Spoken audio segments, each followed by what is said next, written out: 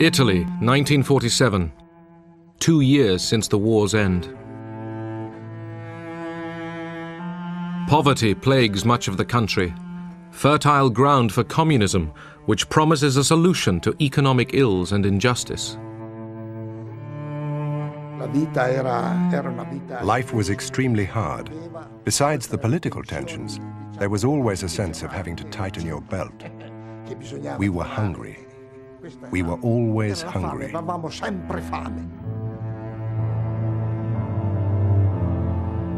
As membership of the Communist Party reaches 2 million, America fears that Italy and Western Europe could fall to communism. The seeds of totalitarian regimes are nurtured by misery and war. They spread and grow in the evil soil of poverty and strife. They reach their full growth when the hope of a people for a better life has died. We must keep that hope alive.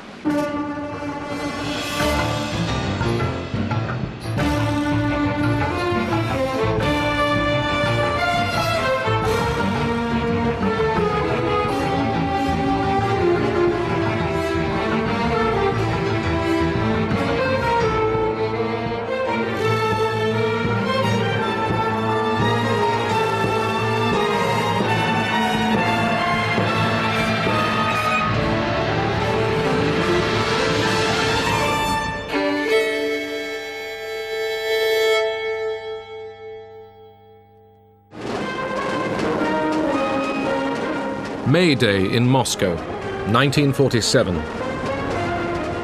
The Red Army was the largest fighting force in the world. Stalin had established control over most of Eastern Europe.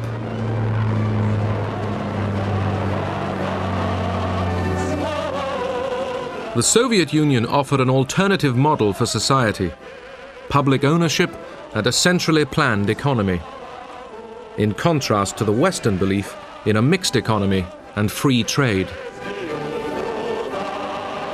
There was great alarm at the deteriorating political and economic situation and fear that the domestic communists in Western Europe would become so active and so disruptive that it would lead to economic collapse, which was probably going to happen anyway unless something was done. And this would give an opportunity to the Soviets to extend their influence in Western Europe. In February 1947, a financial crisis forced the British government to tell Washington they were ending aid to Greece and Turkey. The administration feared the Eastern Mediterranean might fall to communism. Truman used this opportunity to take the offensive.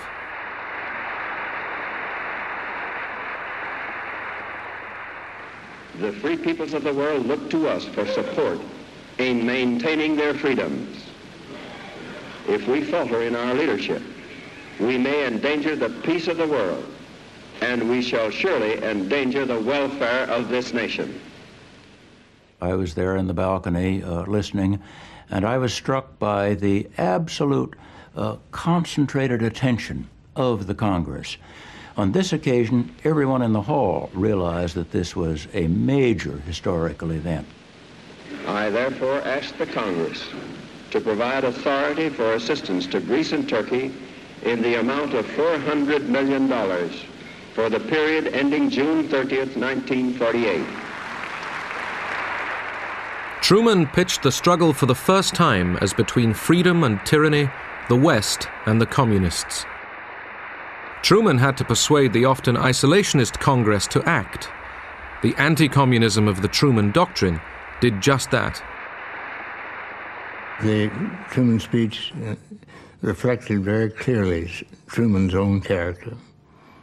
He liked to see issues very clearly and to come up with clean-cut answers.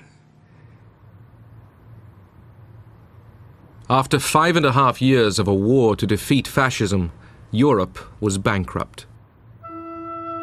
Industry lay in ruins. Homes were in rubble.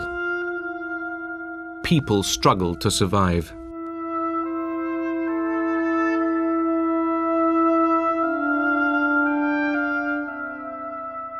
The Communist Party, which had fought fascism, attracted new recruits.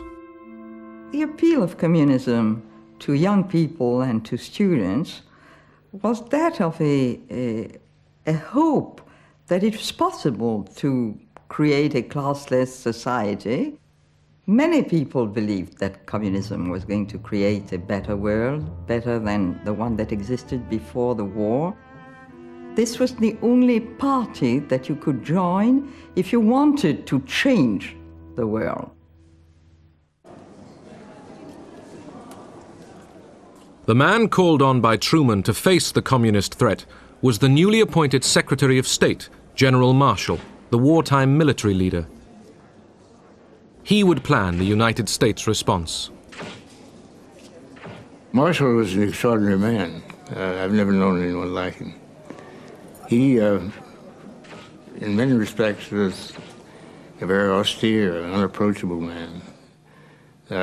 He never allowed anyone to call him George Marshall, including the president. When the president asked him if he should, he said no, General Marshall will do. He exuded leadership and character. In March, Marshall met Soviet Foreign Minister Molotov at a meeting in Moscow. Britain and France were there too.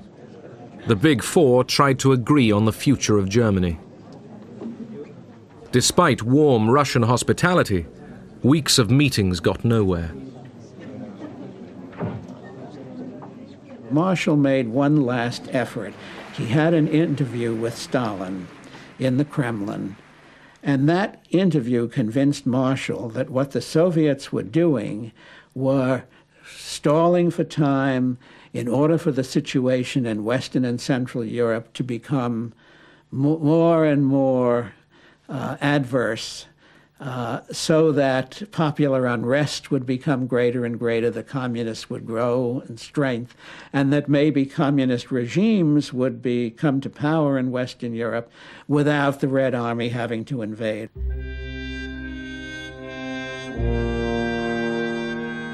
At the heart of Europe's problems lay the question of a defeated Germany. Stalin wanted to keep Germany on its knees, concerned that otherwise it would rise up one day and threaten the Soviet Union again. The Americans believed that Germany must get back on its feet before there could be a full European recovery. Marshall was now convinced of the need to act quickly. On his return from Moscow, he instructed the State Department to begin preparing ideas for a European rescue plan. Billions of dollars would be needed. Would Congress approve this enormous cost?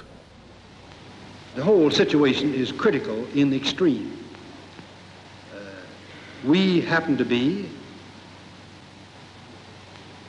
very fortunately for ourselves, the strongest nation in the world today, certainly economically. The urgency was such that Marshall rushed forward his plan. There will be requirements in this program. He announced it at an awards ceremony at Harvard University. There were no film cameras present. Marshall proposed aid to Europe on a vast scale and invited the Europeans to respond. Ernest Bevin, the British Foreign Secretary, immediately realized the importance of Marshall's speech. He had always wanted to involve the Americans in European reconstruction. When Marshall made his big speech in Harvard, Bevin seized upon it and, bringing the French in at the same time, welcomed it, and out of that they built up what became the European Recovery Program and the recovery of Western Europe. The Soviet economy also desperately needed investment to make up for the ravages of 4 years of war on Russian soil. In theory, the Marshall Plan was open to both East and West, but would Stalin participate? Stalin was always suspicious, and he wasn't keen on it from the very start. He said, "Just you watch it. The situation is quite different from the wartime Lend-Lease American assistance to us. With the Truman Doctrine in place as well, they don't really want to help us. They just want to tear the people's democracies away from our sphere of influence, to win them over, to infiltrate them, to pull them away from the Soviet Union."